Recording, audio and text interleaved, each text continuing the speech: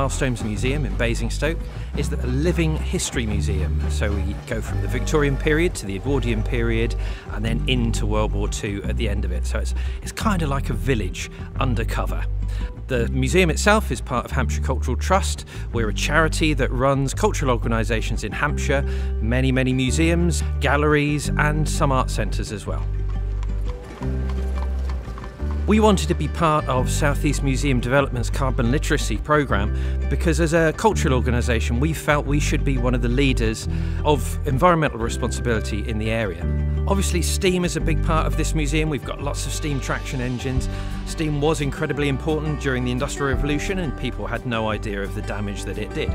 Now we do, and it's important that because our role is to communicate with people, we're part of this absolutely key communication about the environmental emergency.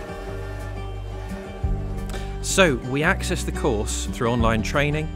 It was obviously much better for the environment to do it that way and also much easier to schedule into all of our busy schedules. Obviously not everyone could do the course at the same time.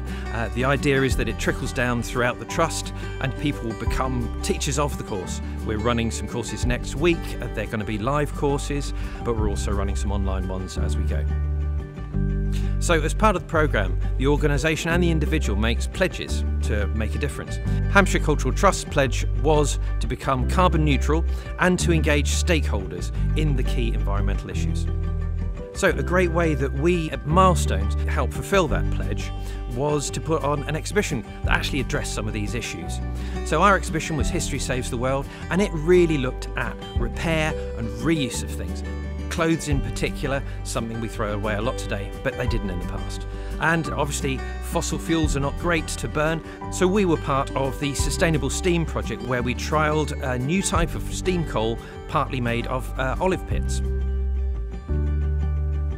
So as part of the pledge, we took the decision with our partners that Milestones' roof would be covered with solar panels, and we are now able to generate all of the electricity that we use throughout the year. We've also looked at our food and beverage offer.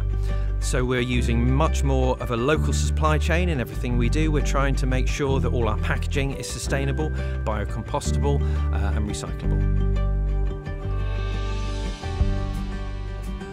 My top tips for any museum looking to be part of this programme and make a difference is it's not as hard as you think it is, but you must get buy-in from the top level. Then it becomes a strategic priority for your organisation and change will happen. Very difficult to fight that one uphill.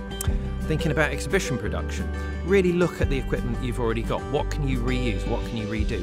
We tend now, rather than producing new graphic panels on Foamex and things like that, we take the panels that we've got and we reskin those panels. It's cheaper and it has much less impact on the environment. Another top tip is do what we did. Look at your collections, see how they can help you get that message out there. We've got a huge variety of collections in museums and many of them can help tell that message. One of the other key things that has come out of both the carbon literacy training and doing the History Saves the World exhibition is that partnerships can be a really important way of achieving what we need to achieve. You'll need some support in doing this, in putting your policies together and in working with your board. One of the key contacts for this will be your local MDOs. Start talking to your MDOs, there's lots of support available for you. We're still at the start of our journey, but as a multi-site operation, it's really important that we start to act as a model of best practice for the museum community.